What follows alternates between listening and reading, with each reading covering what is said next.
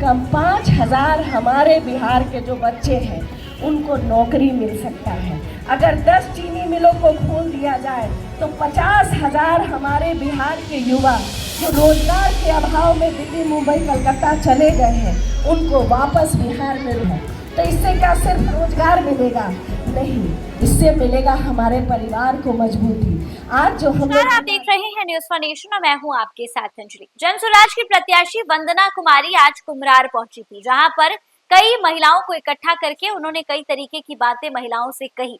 उन्होंने कहा कि बिहार को विकास की जरूरत है, बिहार में बच्चों को पढ़ाई लिखाई की जरूरत है और ये जरूरी है कि बिहार के बच्चे बिहार में ही रहकर पढ़ाई करें।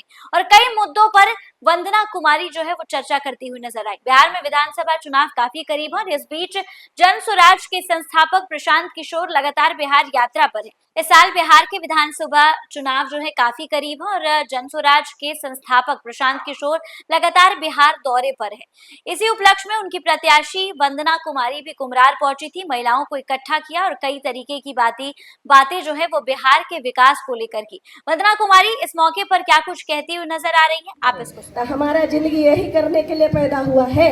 नहीं हुआ है। हमारा जिंदगी कैसे बदलेगा? जब हमारा बच्चा पढ़े लिखेगा। तो जनसुराज के 5 संकल्पों को हम लगातार घर घर पहुंचा रहे हैं कि बहन, बहुत समय हम लोगों ने, हमारे पूरे परिवार ने किसी न किसी पार्टी को दिया है। हम लोग ये सोचते हैं अबरी कमल खिलाएंगे तो हमारा भी स्थिति गुजरात जैसा बढ़िया हो जाएगा। मोदी जी का चेहरा देख के यहाँ बैठे 70% आदमी होंगे जिन्होंने वोट दिया होगा।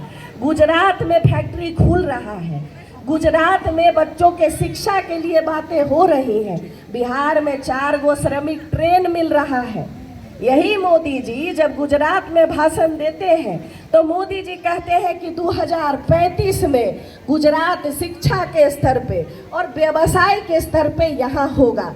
लेकिन वही मोदी जी जब बिहार आते हैं तब मोदी जी कहते हैं कि सहरसा से 4 गो वंदे भारत ट्रेन दे रहे हैं जिससे श्रमिक परिवारों को जाने में सुविधा होगी।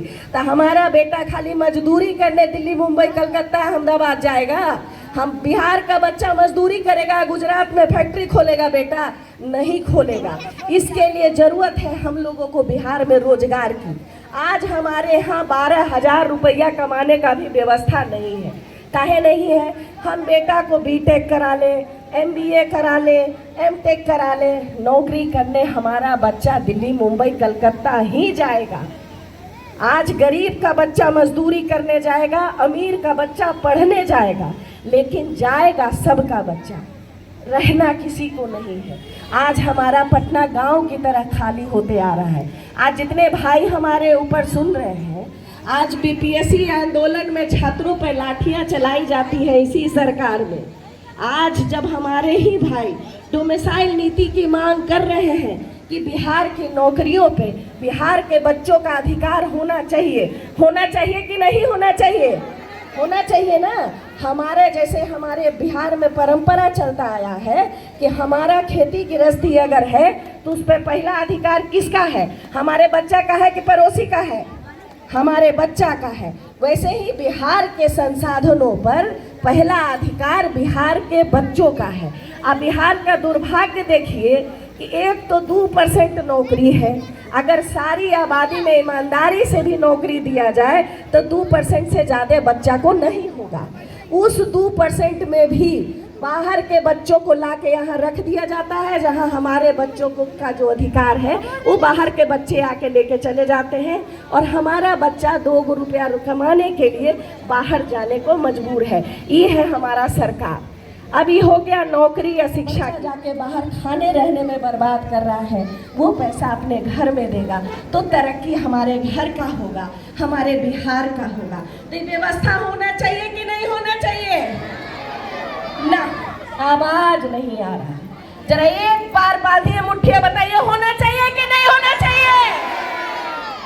अब तीसरा और सबसे मजे हमारी महिलाओं की जिज्ञासा अपने पैरों पे खड़े होने की।